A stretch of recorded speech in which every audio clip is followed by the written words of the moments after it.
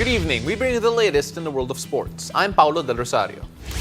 And we give you the conversations you want to hear from your favorite sports icons and athletes. I'm Boom Gonzalez, and in tonight's game plan, we'll break out the hot takes as we approach the home stretch of the UAAP men's basketball Final Four race. We'll also talk NBA as we look into the players that always have your back on the court, for better or for worse. And we'll check out what went down in the Premier Volleyball League for the first day of the Reinforced Conference semifinals. Buckle up, sports fans. Let's get in the game.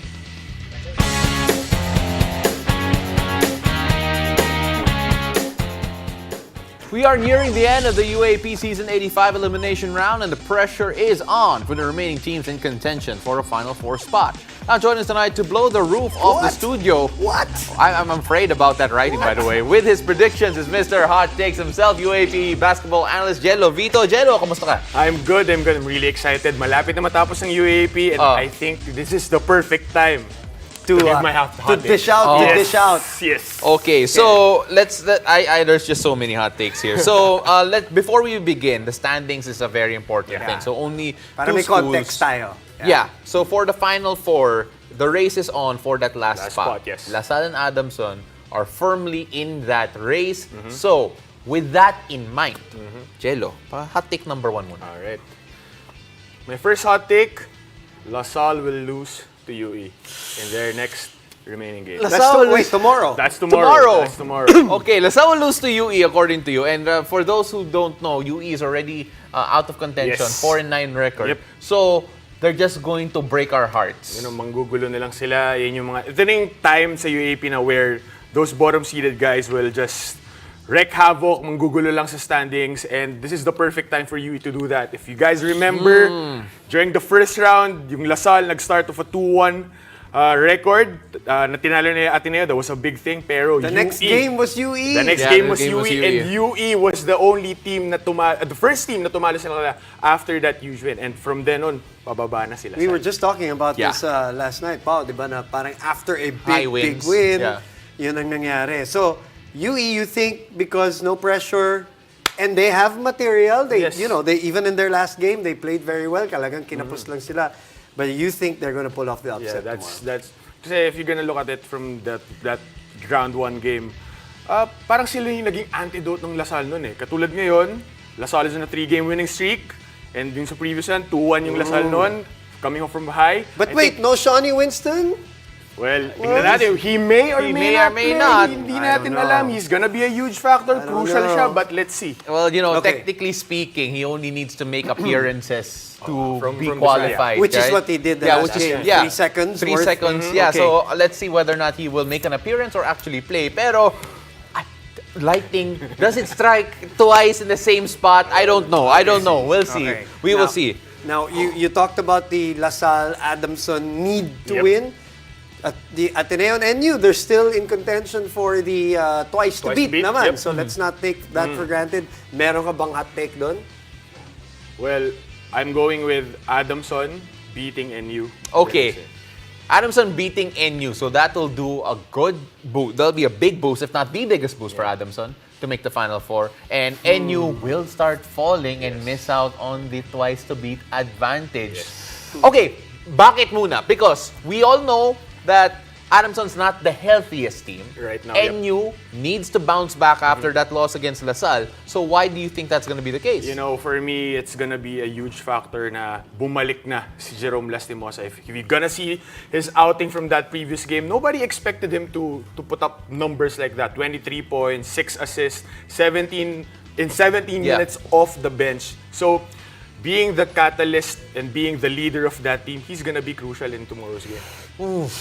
And for NU? And for NU, I mean, their system medyo na-expose na sila konti-konti. And I really feel that nahihirapan na sila in terms of during the endgame situations and all of that. So, ngayong pasikip na ng pasikip, palapit na ng palapit yung Final Four, I mean, let's see if NU can still hold on to that. Interesting. Babalikan natin to kasi you're saying so far, LaSalle will lose, Yeah. Adamson will Yes. win. Okay, babalikan natin. I like that he's making picks, by the way. Babalikan Oo. natin yan kasi baka that might come into an important part in the last part of this conversation. But first, hindi natin pwedeng i-gloss over yung number one. Number What two. are you saying about number one? Who's taking number one? LaSalle, Magbabago ba? LaSalle. Sorry. UP will stay number one by Okay. the end of the elimination. Okay. Okay. That is not as hot to Right. me because UP have been playing well despite the loss against LaSalle. And so with UP playing the way that they are right now, do you feel though that this is that medyo wake-up call? Sinasabi nga nila that loss against LaSalle. And they have a big game tomorrow? Yes, they have a Yeah, huge big game tomorrow. against Ateneo. And I mean, I covered their game against UST. I mean, during the first half of the game, parang nakikita ko sa kanila na parang sumukat lang, kumbaga, si Coach Gold. He used all 16 in the first half of the game. Pero nung naramdaman nila na dumidikit si UST, yun kagad yung naging senyales sa parang, wait, medyo crucial yung remaining games natin.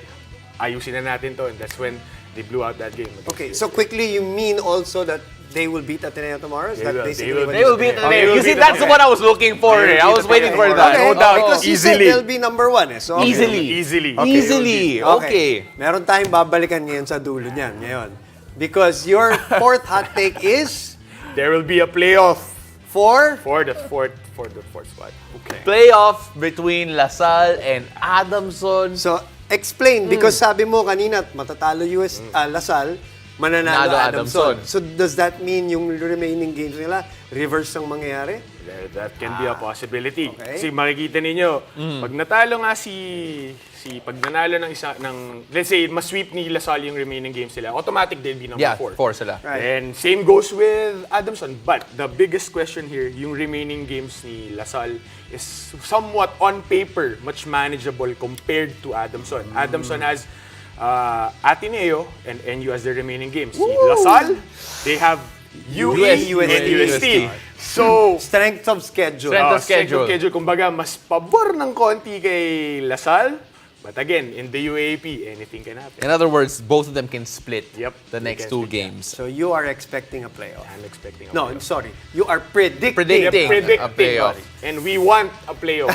You want the playoff? I want a Bakit? playoff. Bakit? I mean, everybody wants something to talk about. Parang, again, the basketball gods, sana mabigay sa atin yung playoff na yun. And come on, who doesn't want You a just playoff? want more rest for UP.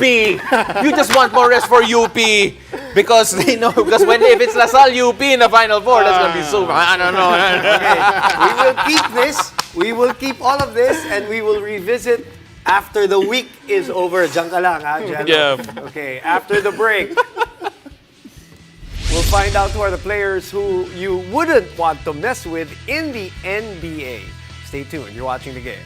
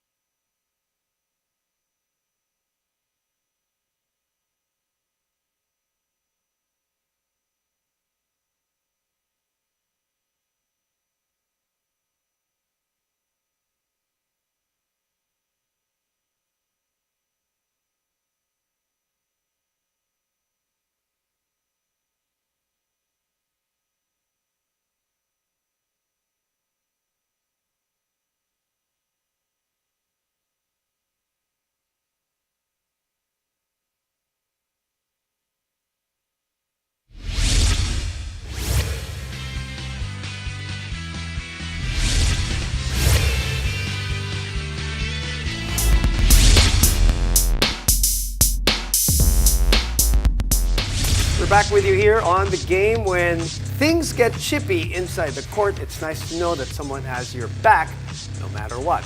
Still with us to talk about the best bodyguards a team can have is Mr. Hot Takes himself, Jello Vito, who has our back here tonight. Yes. Yeah, we're not fighting tonight. So, what are we talking about tonight? What are we talking about? Enforcers? Yan bang pinag-uusapan natin, Jello, sa NBA? So, what is an enforcer by definition? For me, an enforcer is someone who, number one, got your back inside the floor. Kumbaga, walang dadaan na maninira, walang dadaan na who would just boss around everyone. Or at least magdadalawang isip, parang ganon? Oo. So, and I've had the fair share of me experiencing being enforced around. Pwede rin naman, I have also a fair share of being myself the enforcer. Being the enforcer. Right. So, it's a really tough job kasi lahat sinasalo ko eh.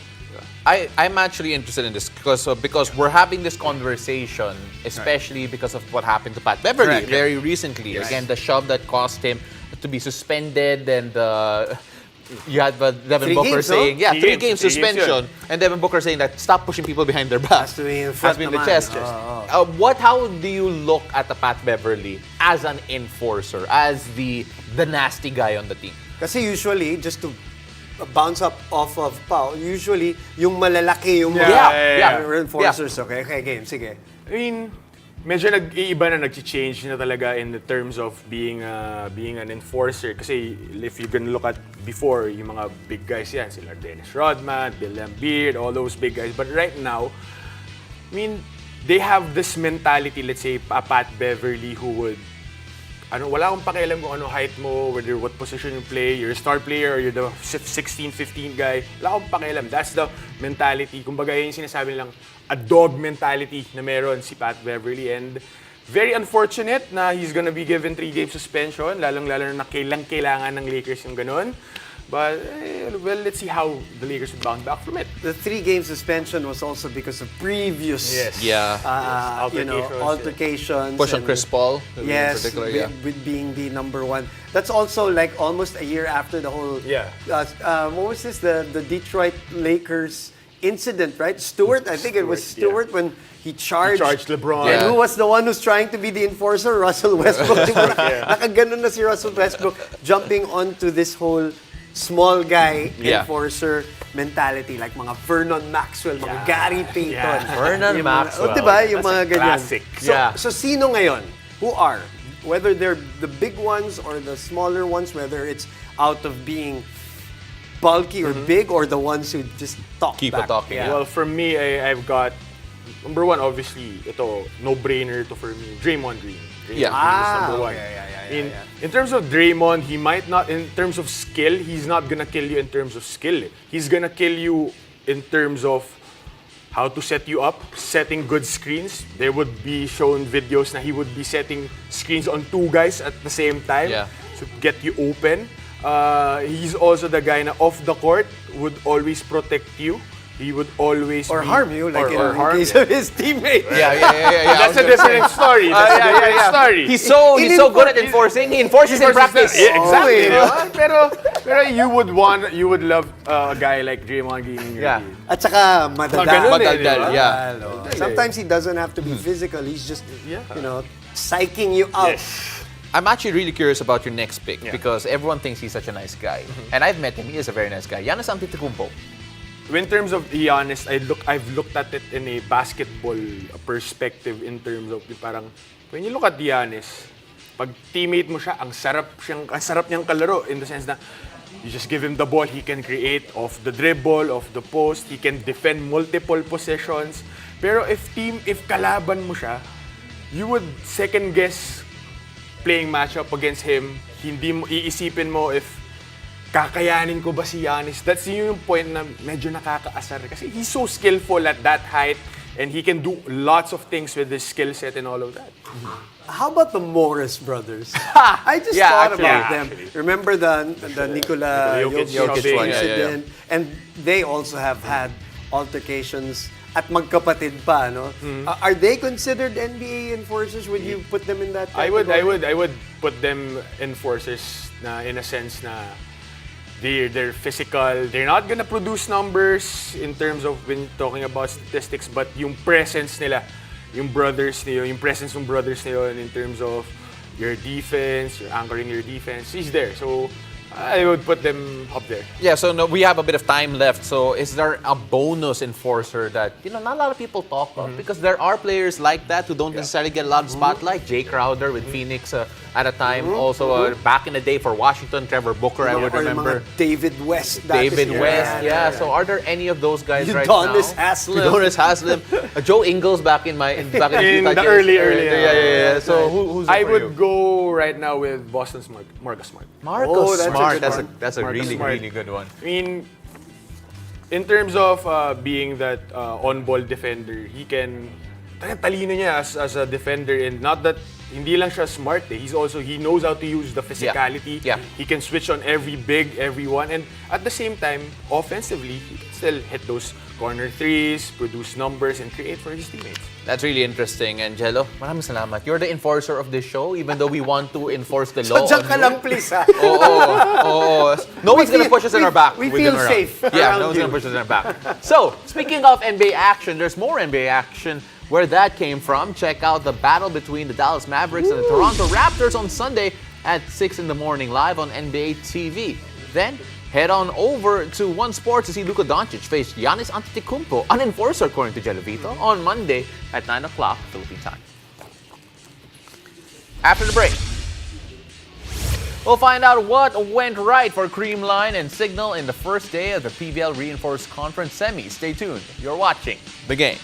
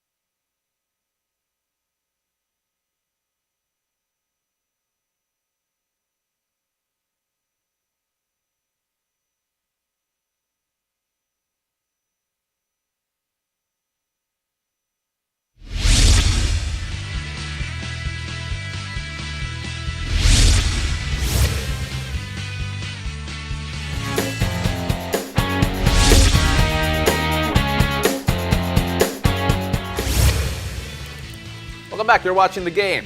Over in the heart of volleyball, the semifinals action is now in full swing. The Grand Slam-seeking Creamline Cool Smashers had a dominant victory over the Reinforced Conference defending champs, the Petrogas Angels. Meanwhile, the Cignal HD Spikers cruises their way to a straight-set victory against the Cherry Tigo Crossovers. Now, to help us break down these matches and preview the upcoming games is volleyball analyst Ish Polvorosa. Ish, how are you? Hi, Pao. Hi, Boom. Good evening. I'm good. Thank you for Good having me. evening. Good evening. Ish, thank you very much for joining us again. we look at these scores from yesterday's semis. Right before the semifinals, whenever the four teams went up against each other, it never was in straight sets. This time around, though, a bit different here. Both games ended up in straight sets. What do you make of the action that we saw last night? I think it's because of the energy that the winning teams yesterday brought into the semifinals match.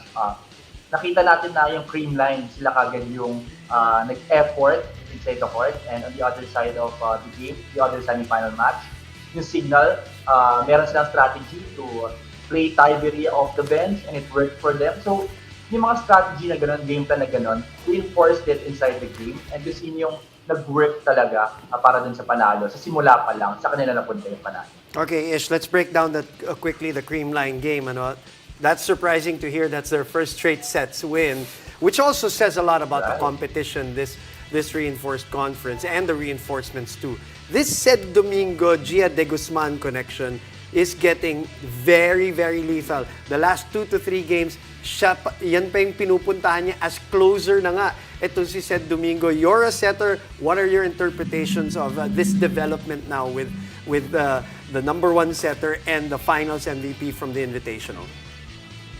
Yeah, right. Madami nakakapansin dito sa connection ni Sed and Gia. And sabi nila, there was an interview conducted with Gia Morado de Guzman. And sabi niya, it took them years to perfect this kind of connection with Sed Domingo. And it goes to show na talagang yung preparation nila going into this conference and actually going into the conferences this year, 2022. Kasi nakita natin, hindi lang sa conference na to, but in the Invitational Conference, the Open Conference, nakita na natin yung improvement ng kanilang connection. So sa akin nga, kung merong duo na magiging MVP for the conference, it's gonna be them. Right? I mean, they're unstoppable so far. So far so good for them. But looking at the way Cignal won, dati yung sinasabi natin tungkol sa Cignal, they peak at the wrong time. They do so well in the elimination round, and then all of a sudden, when it's the semifinals or the knockouts, things don't go their way. Based on what we saw in their first game, especially going into their next matchup against Creamline, masasabi mo ba that they're finally starting to peak at the right time and they're finally getting the best out of Tiberia, who a lot of people thought was not necessarily the dominant import or dominant reinforcement rather that they needed at the start of the conference? I think actually they are really peaking at the right time. Imagine they were at the verge of not making it into the semi-final round. They had a few more matches between F2 Logistics against Chocomucho, and then they managed to win. And then this time around, they went up against Cheritigo yesterday for a semi-final matchup, and they won in straight sets, which they never did in the elimination round. Right. So itong addition ni Tiberia sa team nila, hindi siya masyadong ginagamit sa simula. Siguro yun yung strategy ni Coach Shaq kasi mas effective siya pag off the bench siya. And they really need Rachel Andax's leadership inside the court. And that's what we saw yesterday in the set 1 win. Kasi si Daxis yung nag-produce ng numbers for Cignal in that opening set win. And siya rin yung nag-close out for Cignal in set number 3. So the combination, I think that's the strategy that they're enforcing in the semi-final round. Yeah, that was vintage rad Yep. yesterday. All right, we'll talk about Petrogas and Cheritigo later. Let's touch on them later. Since we're talking about already Cignal and Creamline, your expectations on the match on Sunday. I think it's gonna be fireworks all over. Both of these teams coming off very dominant victories in 3 straight sets against 2 very strong teams. So ito meron silang momentum pareho. Itong Creamline, they haven't lost a match in this conference simula nung natalo sila sa F2 Logistics, and even though they lost that game, it was in 5 sets. And yesterday they won in 3 straight sets, so the confidence is so high for them, and especially if we're gonna talk about momentum, the momentum is really swinging with Cignal. Talagang nag-peak sila at the right time, and hindi lang si Tiberia or si Dakis or si Molina yung nag-work inside the court. Everybody is working for them. It's a total team effort, and that's what we saw yesterday. And ito naman Creamline, sa lahat ng conferences this year, nakikita natin na hindi lang sila umaasa kay Valdez, kay Morado, kay Domingo. Galanza is also there. And the addition of Yellow Basa is also instrumental for them in this conference. So this is going to be a really good game and something to watch out for. Yeah, a lot of expectations riding on that one, especially when you talk about excitement. But when we look at the Cheritigo and Petrogas matchup now, it's going to be very desperate talking about that game because both of them need a win to stay in contention to make it to the final. A loss here practically eliminates them. So what are we expecting? What do you see from these two in Cheritigo and Petrogas? I think it's gonna be a test of character, kind of a game for both of these teams. Pero kasi alam nila what's at stake in this game. Pareho sila natalo sa opening semifinal matches nila, and then pareho natalo in straight sets. So in terms of like the pointing system, medyo mas mababa na sila kapag nagkaroon ng mga double tie or triple tie. So kailangan talaga nilang manalo convincingly pareho in their next game to stay alive doon sa finals hunt. So I think for Cheritigo and for Petrogas, what they need to do is to not focus and rely on so much to Maylene Paat for Cheritigo and for Lindsay Van der Weide for Petrogas. Everybody should help out for them. Yeah, I was going to ask you about that. Yun nga, it seemed like yesterday parang there was nobody outside of Lindsay Van der Weide producing. Alam naman natin dun sa Cheritigo that Maylene has been the dominant one. Yeah. Svijovic has been a great defender, all-around player. Does she have to be more offensive-minded tomorrow? And that's one. Second question is, who has to step up para dito sa Petrogas naman, other than Lindsay? I think for Cheritigo, we've seen all throughout the conference the confidence of Zach Carandang, of EJ Laure, Paliton helping out in the blocking department. It's always been a total team effort for them, especially dun sa mga close 5-setter wins nila. No? It wasn't just about the Maylene Paat show. Yeah, she is the top local scorer of the conference, pero you have to accept the fact that this is a different round. This is a semi-final round. Every game matters. And babantayan talaga sila, isa-scout talaga yung top scorer nila in Maylene Paat. So they really have to help her out.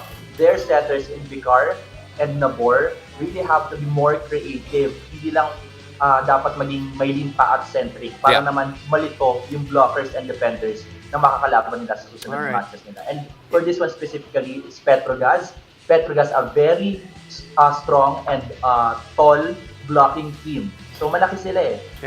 It's just that their last game against Creamline, itong semifinals yesterday, they weren't able to block as much. Kasi mahirap kalaban ng Creamline eh, maraming attack. Right. So ito namang Cheritigo, alam nila na medyo Maylene Paat-centric itong team na to in their last semifinal game. Well, you know what, kailangan na nila i-duplicate yung effort nila against Cignal, yung kalaban ng Cignal. Yeah. Absolutely. Ish, sorry, we hate to cut you off, pero grabe talaga. We're gonna see what type of chess match we're gonna have tomorrow with regards to those matchups. Maraming salamat. Stay safe out there, and we can't wait to have you back in the studio soon. Thank you, Boom, and thank you, Pao. Thank you. And for the rest of you, thank you very much for joining us tonight. Happy weekend. I'm Boom Gonzalez. And I'm Paulo Del Rosario. This has been The Game.